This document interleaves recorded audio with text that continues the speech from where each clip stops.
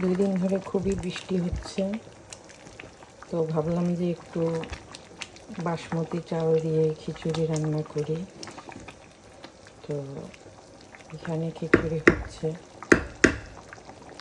আর পাশাপাশি এখানে মুরগির মাংস হচ্ছে। ক্যামেরায় ভাগ পড়ে গেছে। মুরগির মাংসটা ঝাল ঝোল, এখানে 1 ফোঁটা পানি দেওয়া হয়নি, এটা সম্পূর্ণ মুরগির পানি। আমি বহু বছর মুরগিতে কখনো পানি দিয়ে রান্না করিনি। এখানে ধোয়ার পরে 1 ফোঁটা পানি ইউজ করিনি।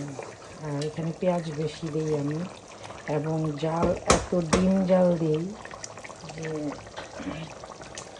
দেখেন, জাল একদম ডিম জালে মুরগি রান্না করি আমি, পুরা ঝোল উপরে উঠে আসে।